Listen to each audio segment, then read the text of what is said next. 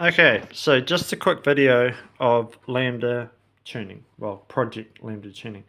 All right, so first thing you want to do is go to tuning, go to read, and read the ECU ROM, download that with the green plugs connected and the key on, and it will read the ECU. No point reading the RAM, but you know. So once that is done, go into downloads and you can go to your base map, which I've got a few on here. So mine's an AF333 or 333, how you want to say it. And so with mine, sorry, the glare, I don't have O2 or lambda sensor data pin in this ECU. So basically with that, you can log it, but it's a narrowband. So what I've done, and it's a little bit different, is I have loaded in a different ECU software. Now, a lot of people think you can't do that. Well, you can.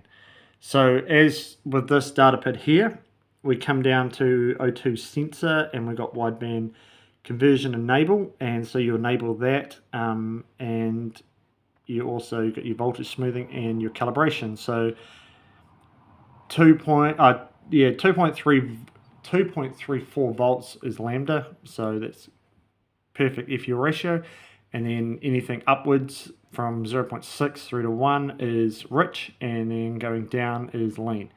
So with that, saying that, this is why with this setup you want to go with an aftermarket wideband sensor, not for the simple fact that even if the car's got one, if we go into power mode, we come down to something at the bottom. So the target fuel ratio, which the computer is using, in power mode, which you will be in definitely, and secondary turbo, the short-term fuel trim is disabled. So what that's telling me is that the lambda sensor is being ignored, and it will go off learned long-term fuel corrections. So your O2 sensor, well, your lambda sensor will not be working at all under power mode. So that's not ideal, especially for tuning. So the way around that is we go to basically an aftermarket AEM, and so it comes with a wideband sensor, and you basically can wire it into the ECU on, if I remember, B1 through 6 pin. And then from there, you've also got the gauge on the dash that you can put it on somewhere. And you can also log it on the lambda tuning software. So the good thing about that is you can actually see your FU ratios at any RPM. As with the factory, the computer's ignoring it, so that's not going to work.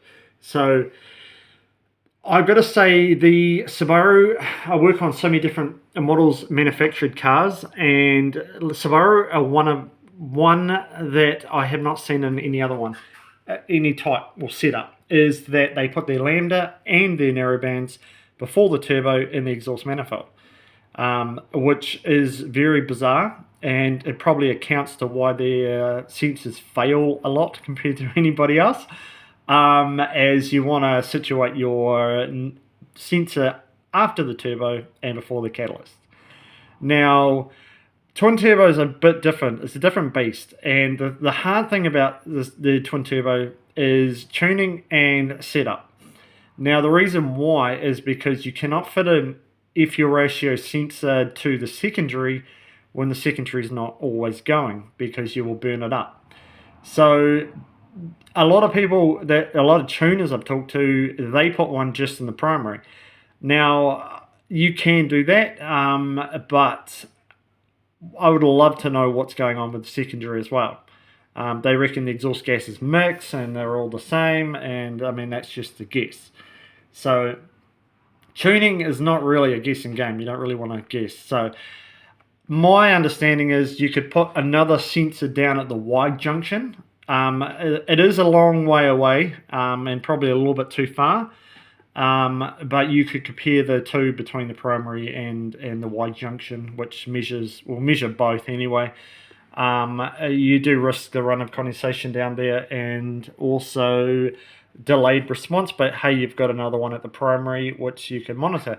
You could get away with just having one on the primary. You've still got something to measure. But yeah, this is where twin turbos get difficult. If it was a single turbocharged vehicle, it would be a walk through the park. As you've obviously got dual fuel maps and all that type of stuff. Now, with the likes of timing, you want to not really play around with it too much, unless you're on a dyno, where you kind of want the ignition, well, you want full cylinder pressure around between 15 to 20 degrees after TDC. You're not really going to find that on the road. Well, you can't because you've got really no feedback on that. So I'd probably leave the sparks alone, but be on a safer fuel map, which Lamba Tuner do have base maps for ignition for different fuels. But I'd make sure that all the sensors are working correctly. And I definitely log the fuel airflow meter to make sure that that's right, because as they age, they start to tend to run lean. Well, they overcompensate. They measure too much air and don't work very well. So I'd probably never get an aftermarket one. Get a genuine airflow meter. Do not put aftermarket sensors on these cars, except the air-fuel ratio from a reputable brand. These cars, you throw aftermarket stuff on it and you have no idea why things are not working properly. They may seem like they're working, but they're not. So with ignition advanced multiplier, set that to 1. As you can see, that's 0.5. So it's got to learn itself all the way back up to 1 after you've done an ECU reset. So that's the initial value and it will go up to 1. But if you set it to 1, it starts off on 1 and then it doesn't have to learn every time you reset the ECU. Throttle enable. So I've set mine to like that, so I get more response. It goes into power mode earlier, and it's just a bit more perkier on the primary. And same with so you've got power mode enabled delay, and then you've got power mode throttle enable, and then you've got load. So the load is grams per rev, and that's how these ECUs. Well, this software seems to measure engine load, and that's calculated off the MEF sensor. So mine's set to 330 grams a second. They are 247 if I remember rightly, factory. I wouldn't touch the bias and the MEF calibration. I'd probably leave well alone. Also with the boost control, so this ECU software has a lot more data PIDs. So also with the the pressure relief load. Now, with this basically secondary blow-off valve, which people call it, which is a relief valve. So under pre-spool, that is basically open via vacuum, and that is allowing the turbo to spool while the exhaust control valve is getting pulsed and pulled open just a tad, just to get the basically the secondary turbo to spin up. Now, with the relief valve, it'll change from vacuum to turbo boost pressure, and that will force it closed, and that'll block off the valve to allow the boost pressure to build. Once the differential pressure sensor sees the right basically pressure that is equal to the primary, it'll open the air control valve and allow that turbo to come online. Now, if you have any issues that the ECU is not happy about with like octane, knocking, anything like that, it will no longer add boost pressure to that relief valve. So if your secondary turbo sometimes goes really well and then other times it just does not, potentially that is what's happening. It is a safety feature built into the software to basically not give the secondary turbo full pressure or boost pressure, just to save itself, and that can cause intermittent problems that people chase and they have no idea what's causing it. And you don't want to just change too many things on these cars at once, so you want to kind of data log.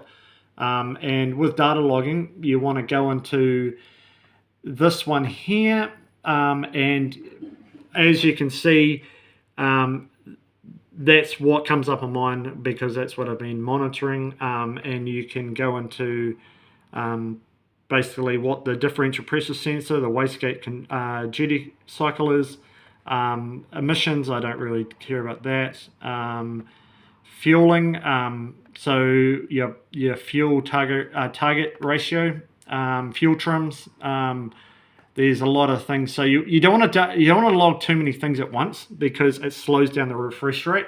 And then once you've done that, obviously first things first, let's get the right ECU. So you go into that and then you can choose whatever engine you're running and then the ECU type, and then choose your data PIDs, and go from there and see what it's doing. You don't want to log too much data for too long, so you might want to do a couple of runs and pulls on it, and then stop it and then just go back over it, and see what's actually happening. But it's a good thing to do if you're going to road tune these cars, which is not a bad thing.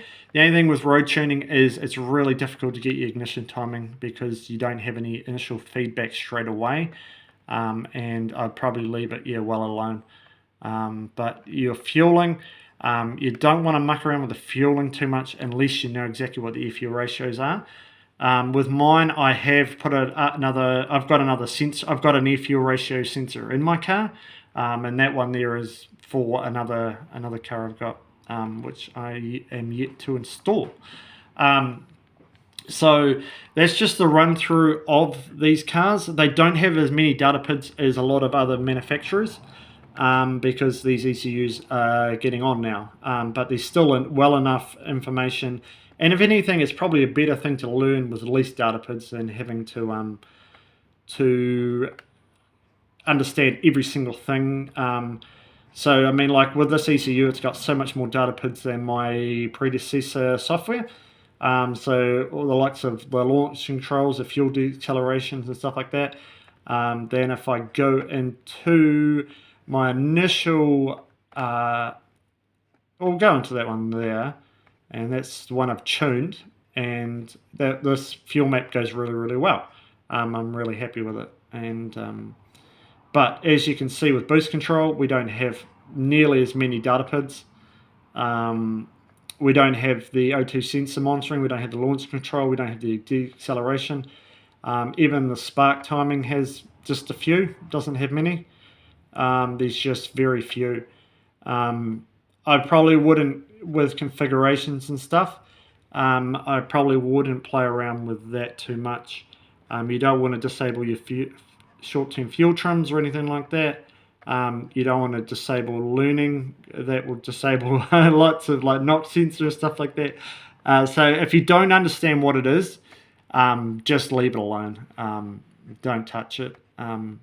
But there's a lot to tuning, and it's taken me many years to learn it. And also different vehicle manufacturers have different things, but Subaru is my go-to. That's what I like to play around with, although I work on a lot of different types of cars at work. But yeah, that's just a basic run through, and yeah, but just be safe and change one thing at a time and monitor it and log it, and just don't I know everyone wants to get maximum power and boost and everything right there and then, but more boost is not everything.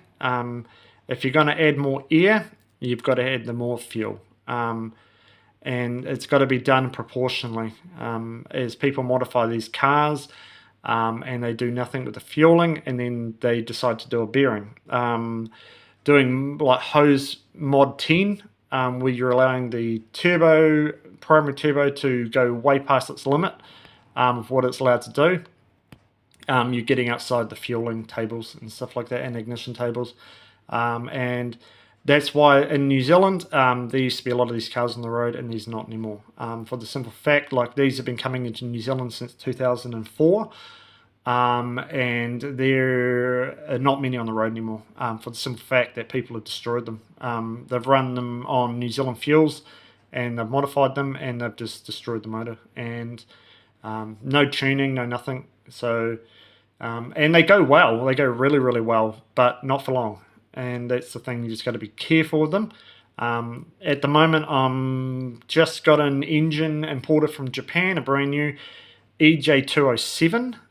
Which will accept 208 and 206 cylinder heads, which is basically a newer, redesigned engine. It's got better oiling, so these cars can suffer from oiling issues, so make sure your oil is on point, and